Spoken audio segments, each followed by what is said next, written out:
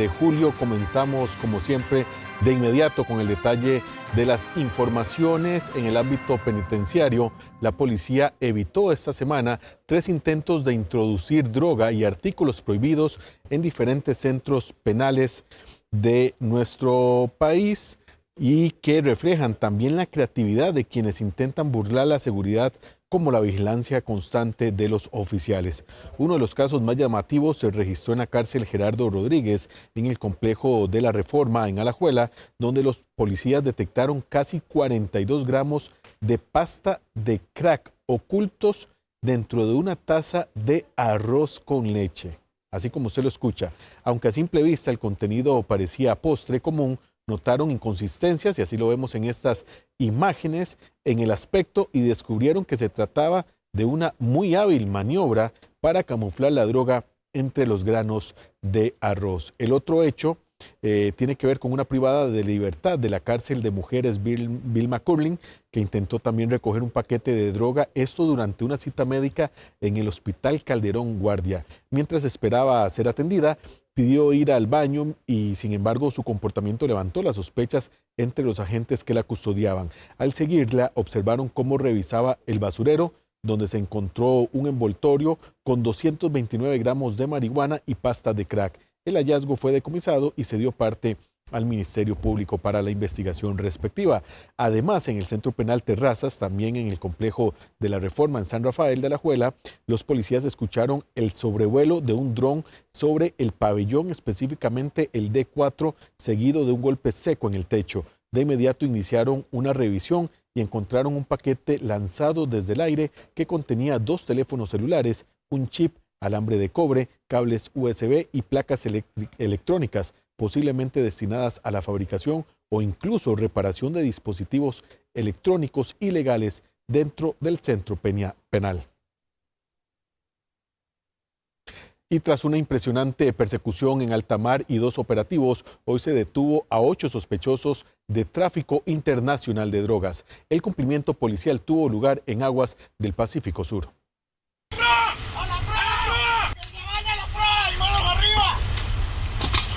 Toda esta acción se concretó a casi 300 kilómetros de la costa pacífica de nuestro país. En una primera embarcación se sorprendió a 3 sospechosos de trasiego de droga internacional, de acuerdo a las autoridades.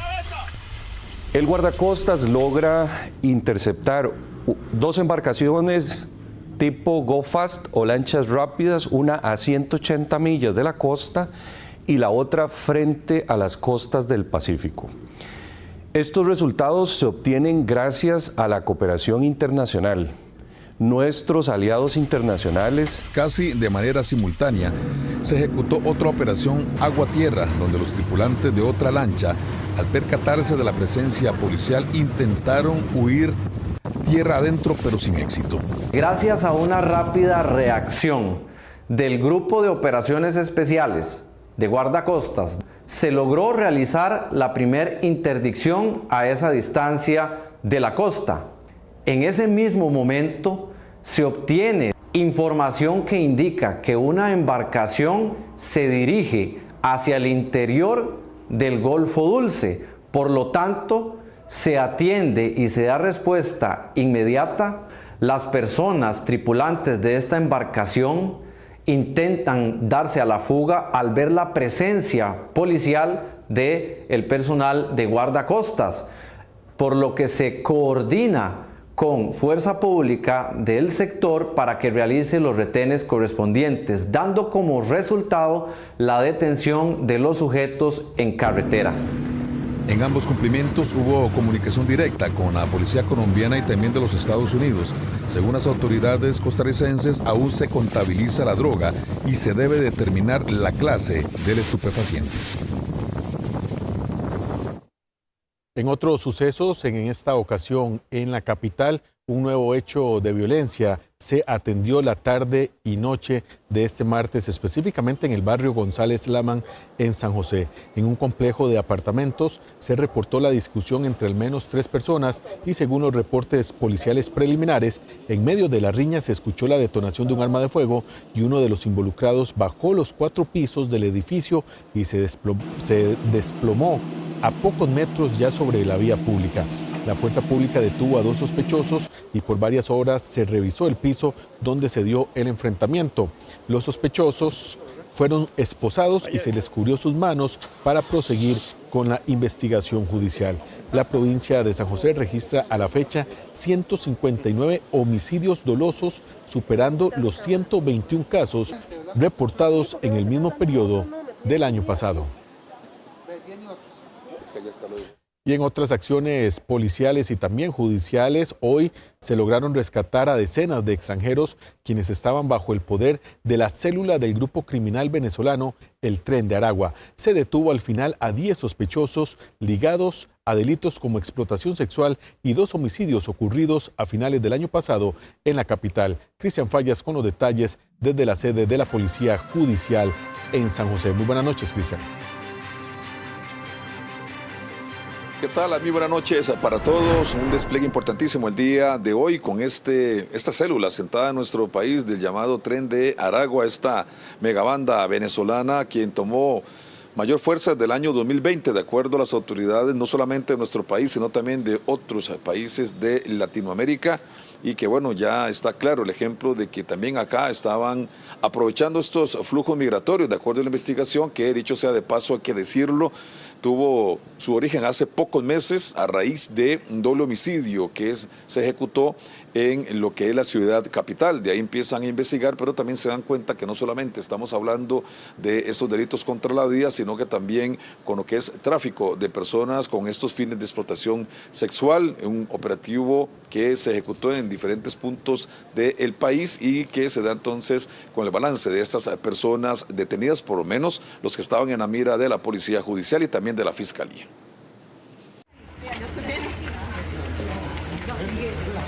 Sin duda alguna, uno de los despliegues más nutridos de fiscales, jueces y agentes judiciales en los últimos días. El objetivo, desarmar a una célula del llamado Tren de Aragua, una megabanda venezolana dedicada a varios delitos. Muy cerca de los allanamientos en uno de los puntos, doña Gladys Rodríguez se siente literalmente atrapada en su casa y después de casi 50 años de vivir en la capital, ya tiene otros planes. Bueno, antes era mejor, ¿verdad? Era residencial todo. Ahora ya se ve otro chusma todo. Ya no se puede vivir aquí. ¿Qué están pensando ustedes? ¿Cambiar de ambiente? Cambiar de ambiente, exactamente. Sí, ya yendo para otro lado. Sí. Ajá, sí. ¿Cuándo vienen acá, doña Gladys? El 78. 1978. Ajá, 78. ¿Ustedes notaban algo? Que ya el barrio cambió mucho. ¿En qué sentido? Sí, hay un montón eso. Sí, ya no se puede. Simplemente no se puede. En números, este operativo se resume así: 10 detenidos por 2 homicidios y por explotación sexual, donde, de acuerdo a la investigación, obligaban a las víctimas a cobrar 45,000 colones y no menos de 100 clientes para pagar al grupo el traslado desde Venezuela hasta suelo costarricense, es decir, 4,5 millones mínimo por cada víctima. Como bien se ha indicado, estas personas, ya cuando las personas estaban acá mediante algún tipo de ardid, los despojaban de sus pasaportes, de sus teléfonos celulares, principalmente a las femeninas, las inducían a lo que es la trata con fines sexuales. Importante indicar que en el hotel principal, que fue en las cercanías acá de la Policía Municipal de San José, ahí se encontraron un total de 67 mujeres, 68 niños y 57 masculinos. Sí, el Ministerio Público está realizando 7 diligencias de allanamiento dentro de la investigación penal que se sigue por el delito de trata de personas. Esto realizado propiamente por la Fiscalía de Trata de Personas de San José en contra de una agrupación criminal conocida internacionalmente como el Tren de Aragua, quien estaba comenzando a hacer nicho en territorio costarricense. Esta investigación inició desde noviembre del 2024, siendo que el día de hoy se están realizando allanamientos en 3 puntos del territorio nacional, o al menos 3 provincias. En total se allanó 7 puntos de interés para esta investigación que inició en el mes de noviembre del año anterior. Esos allanamientos en San José, en Jacó y también en Alajuela. Por el momento se decomisó dinero en efectivo, un arma de fuego, una motocicleta y un vehículo. Se vendrán ahora lo que es la audiencia de las medidas cautelares en contra de estas personas, donde la Fiscalía probablemente vaya a solicitar la medida más gravosa, que es la prisión preventiva, tomando en cuenta que todos son extranjeros. Y también, pues, ¿qué va a pasar con estas personas quienes fueron prácticamente rescatadas en estos hoteles, sobre todo este que se ubica muy cerca de la Policía Municipal Josefina, que estaban prácticamente hacinados en estos 5 pisos de este hotel, donde de acuerdo a las autoridades tardaron unos 16 minutos en poder tomar posesión a través de los grupos, por ejemplo el BOA, también el CERT del OIJ, con decenas de agentes judiciales y también incluso con apoyo de la Policía Municipal de San José, donde había mujeres, niños, como lo vimos, y también hombres, sobre todo de nacionalidad venezolana, que estaban prácticamente bajo el dominio de esta agrupación ya asentada en nuestro país. Vamos a dar seguimiento a ver qué pasa con estas personas y también con los investigados, con los señalados de estos 2 homicidios y también de este tráfico de personas con fines de explotación sexual. De momento, la información que les tenemos acá desde el primer circuito judicial de San José, en informe de Cristian Fallas Vidal. Para Extra Noticias, tenga usted muy buena noche.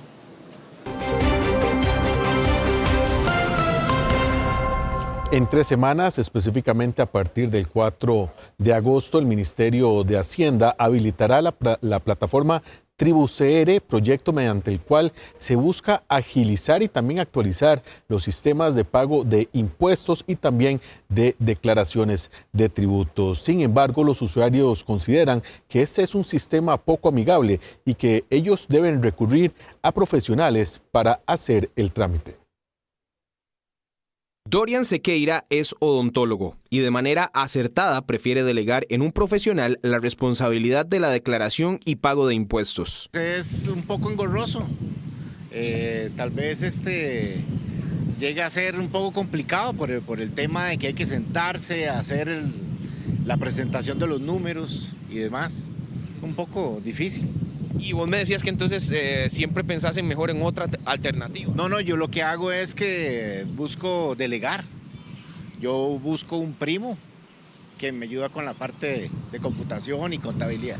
A pesar de ser un profesional, considera que el sistema de Hacienda no es amigable y prefiere evitarse problemas. El asunto es que la parte de presentar los números no es el área mía. Yo me dedico a lo que me dedico, odontólogo en este caso. Yo prefiero delegarlo a alguien que tal vez puede dedicarle un poquito más de tiempo. Las distintas plataformas. El elemento es ese, el de perderle miedo. Segundo, es un recurso súper accesible, súper dinámico, fácil de entender, pero que además de eso le va a venir a facilitar todas las actividades tributarias a todas las personas y todas las empresas, indiscutiblemente. Si por alguna razón usted experimenta problemas, a partir del 4 de agosto se brindará atención y soporte por medio de atención telefónica, la plataforma Info y Asistencia y el chatbot, además de la atención presencial en las administraciones tributarias. Las proyecciones actuales del Instituto Costarricense de Turismo, el ICT, apuntan a un cierre de año alineado con la meta de crecimiento del 1.7% por la vía aérea, establecida esto en el Plan Nacional de Turismo de entre los años 2022 y 2027. Sin embargo, durante el primer semestre del 2025, el ingreso por vía aérea precisamente fue de 1.489.000 turistas extranjeros, lo que representa una disminución del 2.8%, equivalente a 50.000 viajeros menos durante 6 meses. Una de las estrategias con las que apunta el ICT para recuperarse en los próximos 6 meses son 13 nuevas rutas aéreas para lo que resta del año, provenientes de mercados como Canadá, México, Estados Unidos, Francia y Países Bajos. A esto se suma una robusta promoción internacional con una inversión superior a los $43 millones enfocada en mercados clave como Europa. Costa Rica es un destino consolidado, deseado y relevante en el mundo.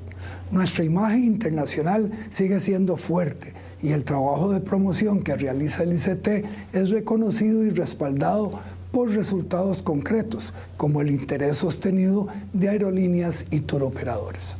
Aún así, el entorno global de incertidumbre económica, conflictos geopolíticos y una desaceleración en los viajes internacionales está influyendo en la decisión de viaje de millones de personas en todo el mundo.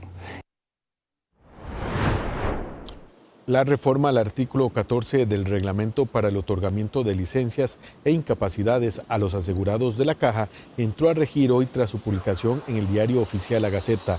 La reforma aprobada por la Junta Directiva de la Caja está sujeta a la indicación expresa y escrita del médico tratante al momento del otorgamiento del permiso, lo que significa que debe estar autorizado y registrado en el expediente de salud. El aval para la realización de actividades físicas y recreativas, viajes al exterior o incluso asistencias a audiencias judiciales mientras está en una incapacidad médica debe responder siempre al tratamiento y a la mejor oportunidad curativa de la persona. La incapacidad es una orden de reposo, por lo cual la persona trabajadora incapacitada está sin la posibilidad de elaborar, ya sean sus funciones habituales o en otras actividades.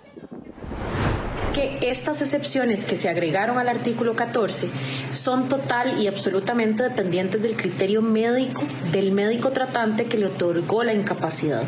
Esto quiere decir que se debe realizar la recomendación de actividades físicas o de viajes al exterior permitidos acorde a la patología en el momento en que se realiza la valoración médica por la cual se realiza el otorgamiento de esa incapacidad.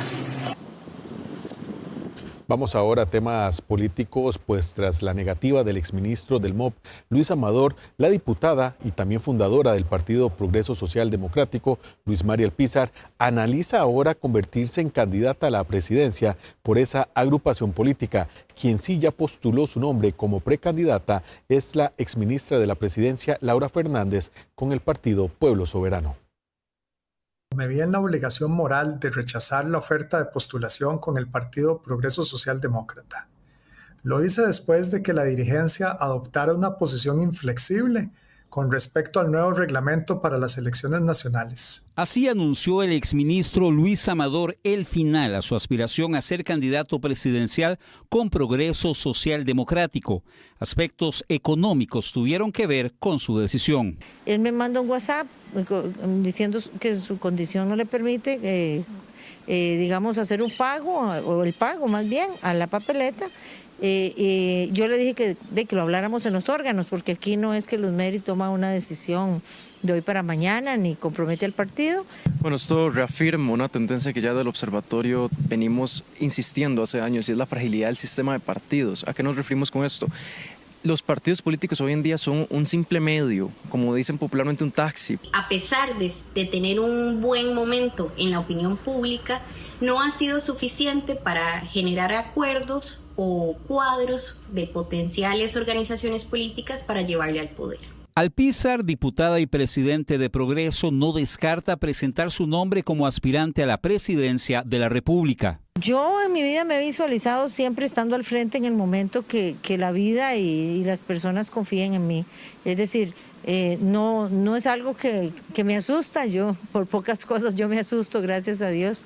Laura Fernández confirmó este lunes que será precandidata del Partido Pueblo Soberano, el elegido por la corriente del rodriguismo. Y a final de cuentas, Laura Fernández ha sido una de las caras más visibles y también más cercanas al presidente Chávez. Y eso le va a sumar peso político, sin duda, porque se ha visto como una de las manos derechas de Rodrigo Chávez. Y quizás una de las potenciales desventajas es precisamente cómo sostener esta afinidad que de momento sienten algunas personas, ya sea o por el presidente o por Pilar Cisneros. Las próximas semanas serán clave para ratificar o descartar figuras en las fórmulas y nóminas de las diversas agrupaciones políticas de cara a las elecciones de febrero próximo. Y desde ya surgen fuertes críticas porque familiares de reconocidas figuras políticas de partidos tradicionales sean candidatos a diputados, por lo menos en las listas preliminares. Los expertos consideran que dicha práctica es polémica, pero podría tener un valor agregado. Gustavo Castro nos explica desde nuestra sala de redacción. Buenas noches, Gustavo. ¿Qué tal? Muy buenas. Así es, por ejemplo, el hermano de un alcalde, la esposa de un exalcalde la hija de una exalcaldesa y en otro ejemplo el hijo de un exdiputado son figuras que ya suenan como posibles candidatos a diputados para el periodo 2026-2030, algo que de cierta forma incomoda a parte del electorado, como lo resumimos en la siguiente información. Ya trascienden listas extraoficiales de posibles candidatos a diputados en los partidos tradicionales, Liberación Nacional y Unidad Social Cristiana. Y a los ticos les llama la atención y les incomoda la presencia de familiares de reconocidas figuras políticas. Es que eso está muy malo eso. Deberían de, como le digo, tener que ser primero que el pueblo participe en algunas decisiones de esas. Conocer cuál es el candidato, cuál es el diputado que va a representar a mi cantón. En las listas preliminares de ambas agrupaciones también aparecen nombres de alcaldes y exalcaldes, vicealcaldes, regidores e incluso quienes ya tuvieron una curul en Cuesta de Moras. Cualquiera no se lanza, tiene que ser amigo o tiene que dar palmaditas en la espalda a políticos o a conocidos para llegar ahí, porque si no, no llega, amén de lo que tiene que poner también de dinero, ¿verdad?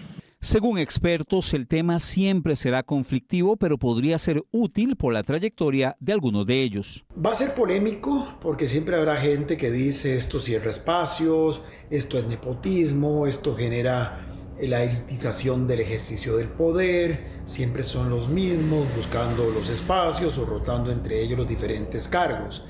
Inclusive cuando hay lazos familiares de por medio, la crítica se hace mucho más agresiva, más fuerte. El experto insiste en la importancia de analizar la experiencia de los candidatos más allá de sus nexos. ¿Qué han hecho? Y si lo que han hecho justifica que aspiren a otro cargo. Finalmente, la decisión está en el soberano, en el elector. Y en el caso de los que son familiares, bueno, ver si tienen una trayectoria propia, una hoja de vida propia. Ser familia de una figura política no impide convertirse en candidato. Deberán ser ciudadanos costarricenses por nacimiento o con 10 años de residir en el país después de haber obtenido la carta de naturalización, ser ciudadano en ejercicio y además tener 21 años de edad. De momento, estos partidos no oficializaron listados, por lo que habrá que esperar las próximas semanas para conocer las nóminas definitivas. Repasamos algunos de esos nombres. En el caso de Unidad Social Cristiana, por San José, Abril Gordienco, cercana al candidato Juan Carlos Hidalgo. Jeffrey Montoya, alcalde de Pérez Celedón durante 8 años. Por Alajuela, Arturo Campos, cercano al diputado Leslivo Jorges. Y Cartago, Ilia Calderón, cercana al diputado Pacheco. Continuamos con ese mismo partido. En Heredia, Paola Sáenz. En Guanacaste, Bismarck Villegas, cercano a la diputada Joy. También Freiner Lara en Punta Arenas, alcalde actual de Golfito. Aparece Paulo Céspedes como posible candidato, hijo del exdiputado Walter Céspedes. Ahora pasamos a Liberación Nacional en San José. Álvaro Ramírez, ex candidato a vicepresidente con la fórmula de José María Figueres. Isarú Alfaro, regidor actualmente en San José. Rafael Vargas, y aquí hay un detalle futbolístico, si se quiere. Rafael Vargas, exalcalde de Goicoechea, pero también exmiembro de la Fede Fútbol, se disputaría preliminarmente el tercer puesto por San José con Marco Cercone, exdirigente de Saprissa, así que 2 hombres vinculados con el ámbito futbolístico estarían ahí peleándose una curul. Mientras tanto, en Alajuela, Angie López, periodista, Pablo Villalobos, ex regidor, Karen Alfaro, alcaldesa actualmente de San Mateo, Miguel Guillén, una de las figuras fuertes del partido, secretario general de Liberación Nacional, Diana Murillo, vicealcaldesa de San Carlos. Avanzamos para mostrarles también en Cartago a Rolando Rodríguez, quien en su momento fue alcalde del Cantón Central, Álvaro Torres, otro de los casos de familiares, hermano del actual alcalde del Cantón de la Unión, Cristian Torres, Ricardo Sancho, figura importante de esa agrupación, el presidente del Partido Liberación Nacional. Además de ello, en Heredia, Carlos Roversi, periodista, Víctor Hidalgo, alcalde actualmente en Santa Bárbara, Kenneth Arguedas, vicealcalde en el Cantón de Heredia. Mientras tanto, en Guanacaste, Ronald Calvo y Luis Alonso Matarrita, sin mayor renombre a nivel político hasta este momento, mientras que Kenia Vázquez es otro de los casos, esposa del exalcalde Jorge Chavarría. Mientras tanto, en Punta Arenas, Freddy Garro, quien en su momento fue alcalde de Parrita, y Gustavo Viales, llama la atención también, quien ya estuvo en la Asamblea Legislativa, exdiputado por esta agrupación política, y cerramos con otros nombres, en este caso Marvin Taylor, que en su momento fue contrincante del candidato Álvaro Ramos y ahora como ex precandidato presidencial figuraría en la nómina por la provincia de Limón. Mangel McLean, exalcalde de Siquirres, y cerramos con Joylyn Mora, otro de los casos de familiares, hija de exalcaldesa Elibet Venegas.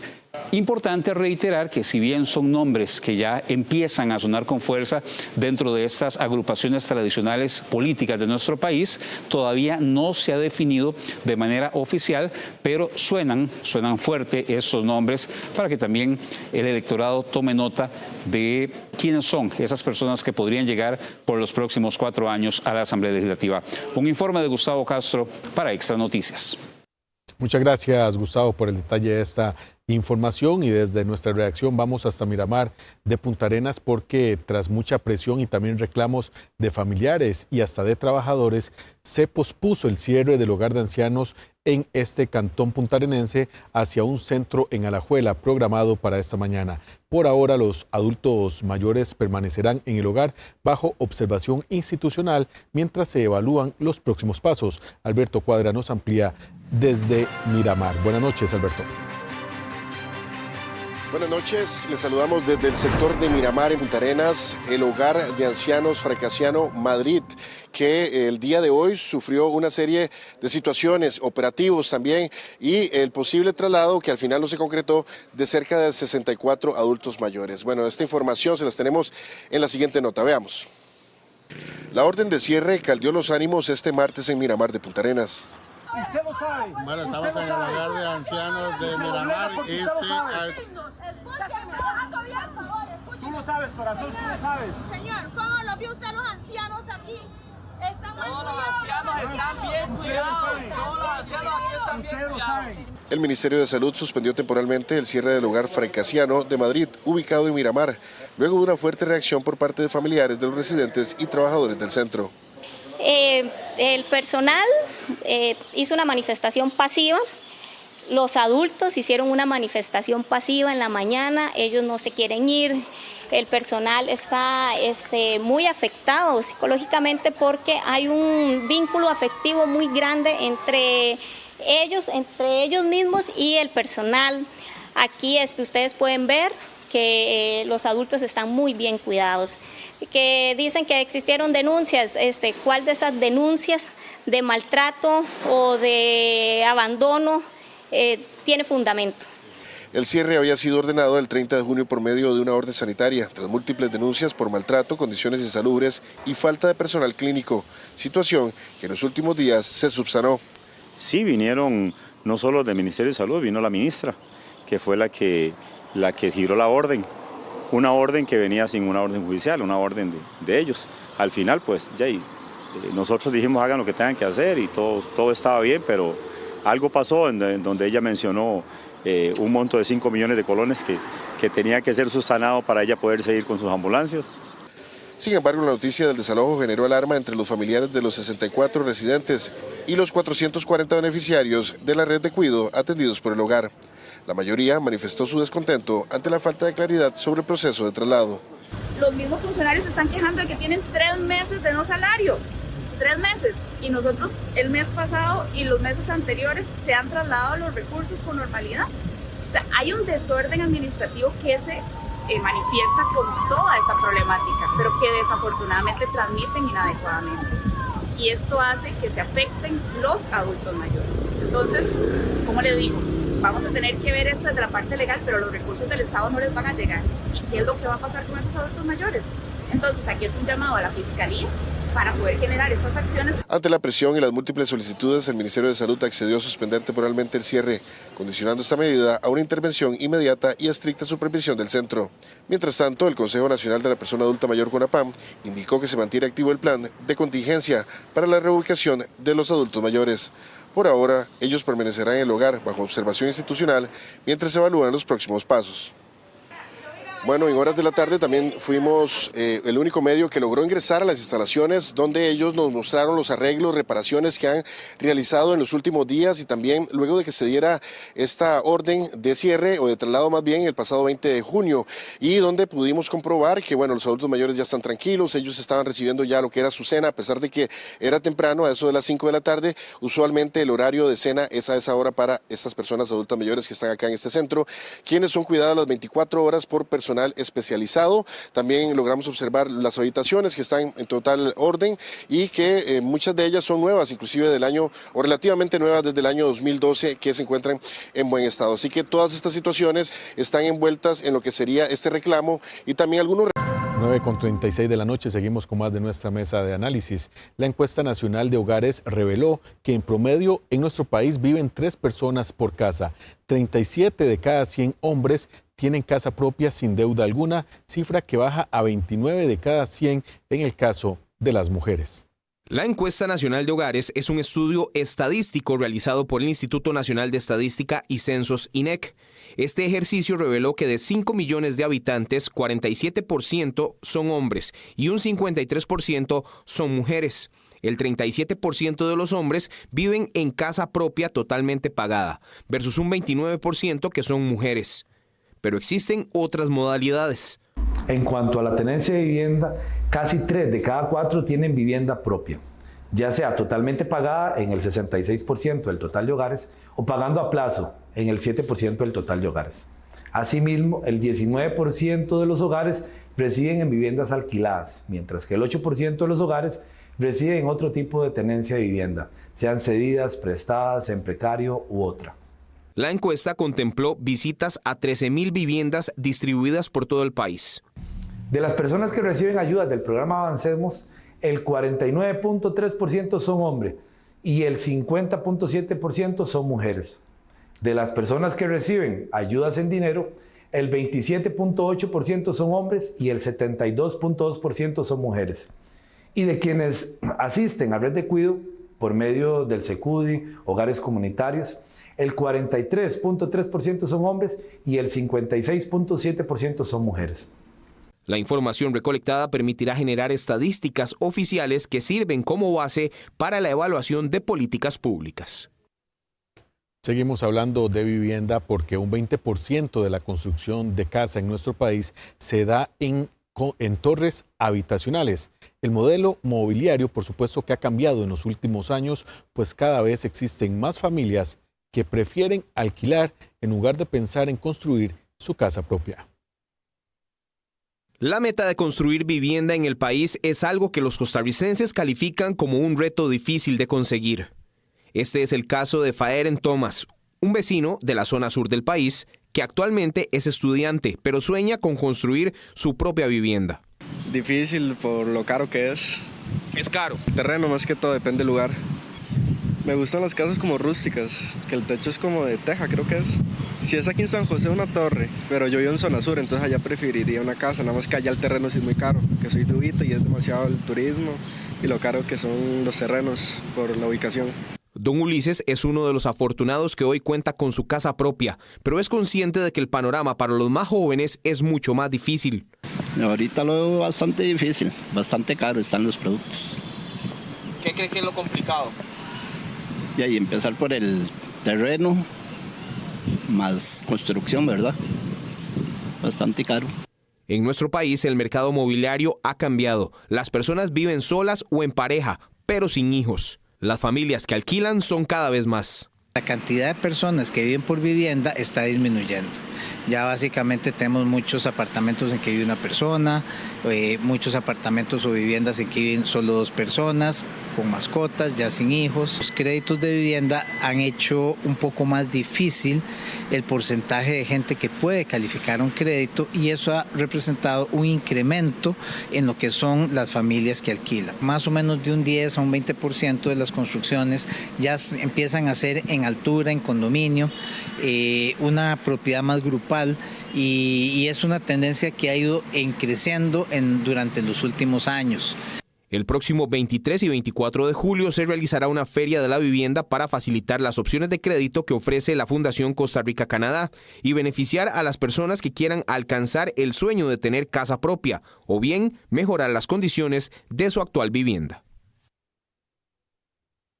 Y estas dos informaciones que vimos recientemente son parte de nuestra mesa de análisis de hoy martes y por eso tenemos invitado vía Zoom a don Melisandro Quiroz, el director ejecutivo del Centro de Estudios del Negocio Financiero e Inmobiliario CENFI. Muy buenas noches, Melisandro, muchas gracias por acompañarnos, comenzando con esta disyuntiva, este dilema de si alquilar o, por decirlo popularmente, embarcarnos con un préstamo, que es la forma usual de cómo podemos construir casa la mayoría de los costarricenses.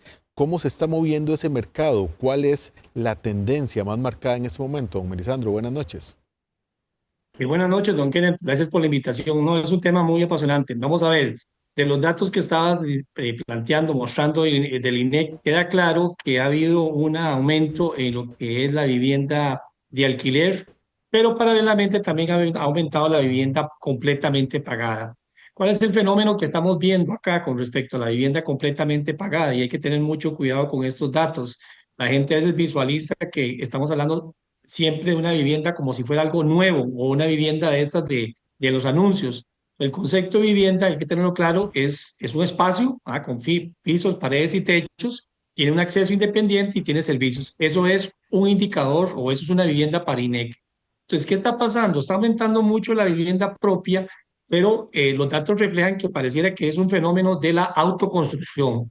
O es esta vivienda que alguien tenía, el padre, una propiedad, y atrás se construye precisamente esa especie de vivienda independiente. O alguien que tenía un primer piso y hace una extensión y crea precisamente una vivienda en el segundo piso. Entonces, ahí hay un fenómeno que es que la gente está usando la vivienda.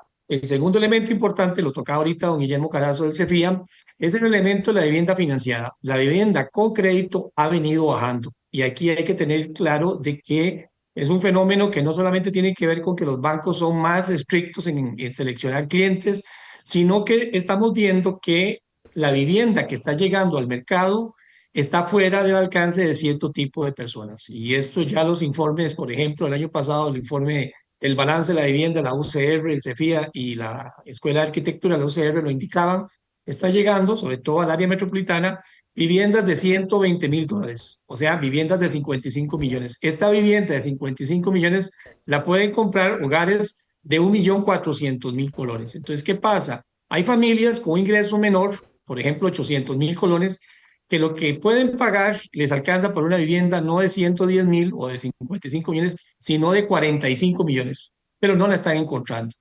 Y entonces la opción, como lo decía don Guillermo Carazo del CEFIA, es el alquiler. Entonces ahí sí estamos viendo un tema que es que la gente se está yendo a la vivienda de alquiler un poco por circunstancias que tienen que ver con que quieren comprar, pero no encuentran esa vivienda que ellos pueden pagar. Adicionalmente, hay otro grupo, sobre todo generacional, los jóvenes, que por un tema de conveniencia laboral también están aumentando la vivienda de alquiler. Don Melisandro, usualmente se ha hablado de que es la clase media la que queda fuera de toda esa explicación que usted ha dicho. Está la clase alta que no tendrá ningún problema en que un banco o una cooperativa le financie la compra de un terreno y también de una vez para construir. Está la clase baja que tiene algún tipo de subsidio para poder hacer una casa de bien social, por ejemplo. Pero esa clase media siempre ha sido como la que ha quedado excluida y es, por supuesto, la que no tiene esa posibilidad, porque bien lo decía usted, con 800.000 colones, que ya de por sí sería un muy buen salario dentro del promedio salarial de nuestro país, teniendo un salario mínimo de poco más de 300.000 colones al mes, pues son muchas las personas, son muchas las familias que se quedan sin esa oportunidad de, aunque lo anhelen y lo quieran, de hacerse de una casa, aunque sea mediante un préstamo bancario. Correcto, don Kenneth. Ese es el punto más crítico. Tenemos las familias del cuarto y el quinto quintil, familias de más de 1.200.000 colones, que con ese ingreso ya pueden pensar en acceder a una vivienda de esas de mercado. Y como bien lo afirmas, familias de 250.000, 400.000, pueden apalancarse a través del tema del sistema financiero para la vivienda, del bono a la vivienda. Pero este grupo, de lo que es el tercer quintil, familias de 850,000, es la que más le está costando encontrar una vivienda precisamente a su capacidad. Y aquí hay un tema que es importante. Uno podría entender que hay vivienda para poder financiarla, pero no donde esta familia la quiere o la necesita. Ese es el otro punto que es relevante en todo este panorama de los datos que estamos viendo. Es decir, hay una oferta, pero esa oferta no está dentro de lo que son las necesidades o los requerimientos de las familias, particularmente el sistema en el área del GAN, la parte de las cabeceras de Cantón, Alajuela, Cartago, Heredia y en San José Centro. El caso más crítico es el dato que si alguien dijese, bueno, yo quiero comprar una vivienda de 45 millones de colones en el área, particularmente en Centro San José, no la encontrás, es imposible. Entonces, aquí es relevante entender que hay familias de ese nivel de ingreso que, como bien afirmas, podría endeudarse, pero no encuentran la solución habitacional. Entonces, aquí hay que marcar que este tema que comentábamos de que la vivienda financiada ha venido decreciendo, más allá de que las entidades financieras están siendo más selectivas, también hay un problema de oferta. Y hay que decirlo que entonces estas familias, al no encontrar una solución de la vivienda para financiada, están recurriendo a la vivienda de alquiler. De hecho, este tercer quintil, esas familias de 850,000 colones, es las que han venido aumentando proporcionalmente la vivienda en alquiler. Y también ahí hay que decirlo, hay otro problema, que es que incluso encontrar vivienda de alquiler para ese nivel de ingreso se está dificultando, porque no lo hay. Entonces tienen un problema de que pueden comprar una vivienda con crédito, no la encuentran, y todavía el problema se hace mayor porque pudiendo pagar para una vivienda de alquiler, no la encontramos en el mercado. Entonces ahí tenemos un problema de desacople entre la oferta de vivienda que está llegando al mercado y esta demanda de este tipo de población, pero particularmente de este quintil, el tercero, que son familias de 850,000 colones de ingreso al mes. Don Melisandro, esos son las personas que anhelan y que tienen ese dilema de no poder contar con el acceso bancario para esos efectos. Sin embargo, y como usted lo bien lo indica, hay quienes por conveniencia y hasta por convicción están decidiendo, no sé si por decirlo, una tendencia o cada vez más marcado, uno habla con amigos, con familiares, como usted bien lo indicaba, los jóvenes, que prefieren el alquiler, porque eso representa, por ejemplo, no pagar impuestos municipales, evitarse una serie de pagos, aunque eso representa al final no contar, aunque tarde muchos años pagándose, pues con un bien propio, ¿verdad? Pero usted coincide conmigo de que eso se está dando cada vez más por un tema de convicción, por un tema de precisamente evitarse muchos de estos pagos y porque son personas que el anhelo no es precisamente tener una casa propia. Te diría que los datos, no tenemos tantos datos así tan particulares del dato del alquiler, pero sí, parcialmente uno podría afirmar que hay una población que lo está haciendo por conveniencia. Incluso los estudios ya particulares privados indican que hay una población como esta de 850,000 o de 500,000 colones por mes que dice que quiere comprar vivienda. O sea, lo manifiesta, pero no lo encuentra. Entonces, ese grupo ahí te diría que más que una convicción, ya acaba por obligación alquilando. Por la problemática de que, también es relevante decirlo, no estamos teniendo a nivel del sistema financiero una posibilidad de darle una solución. Y eso hay que decirlo claramente, no es un tema de que los desarrolladores o los constructores no quieran generar vivienda. Es que las condiciones del mercado habitacional en estos momentos son complicadas. Ahí lo decía unos entrevistados, un problema número uno es el costo de la tierra. Es un tema costoso el terreno en el área urbana. Entonces ya ahí comenzamos con un componente que incrementa el costo total de la vivienda. Número dos, el tema de los costos de construcción a la obra como tal, también después de la pandemia se han incrementado. Hay que decir que un elemento, que no es una crítica, pero sí incide, tenemos un sistema constructivo muy bueno, pero muy costoso desde el punto de vista de las exigencias normativas. Entonces, eso está afectando. Entonces, esos tres elementos hacen que esas poblaciones, en una parte, quieren comprar, pero no encuentran. Y está el otro grupo que estás comentando, que es el de conveniencia. La gente que definitivamente dice, no me interesa. De hecho, esa población también la hemos visto que se ha venido incrementando. Aquí no lo tocaste, pero datos de INEC, que nosotros hemos procesado por aparte, muestran claramente que la población que más alquila hoy en Costa Rica son los jóvenes.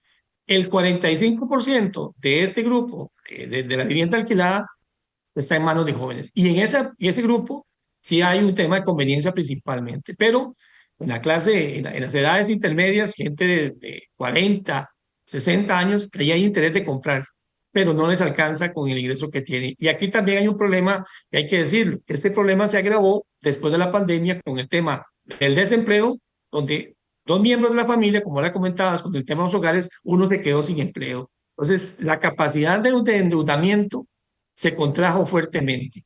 Entonces, tenés un ingreso limitado y una oferta que no genera el producto que este grupo ocupa. Entonces, sí tenemos lo que decimos un desacople entre demanda y oferta. Gente que quiere comprar y gente que no encuentra su oferta y que entonces está yendo al mercado de la vivienda de alquiler.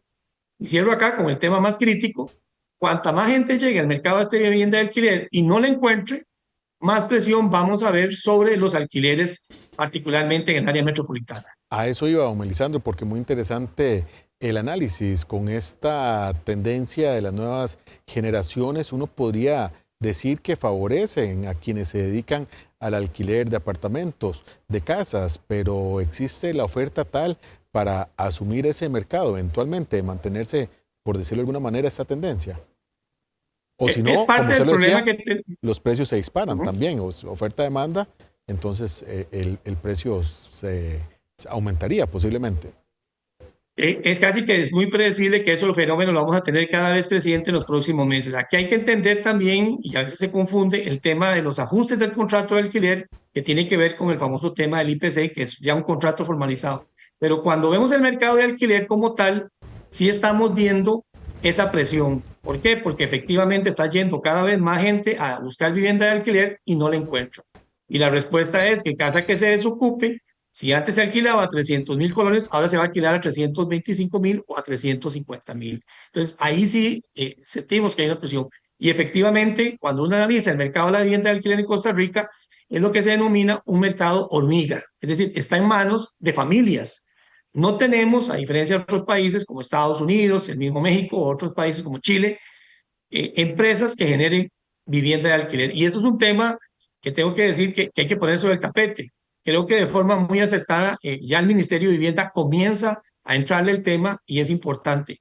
Queda un punto también ahí, don Kenneth, que hay que revisarlo. Cuando uno ve a nivel comparativo el problema de la vivienda, existe un componente de estos que estábamos viendo, de los tipos de vivienda que en Costa Rica no tenemos y que hay que considerar, que es la vivienda de tipo de alquiler social.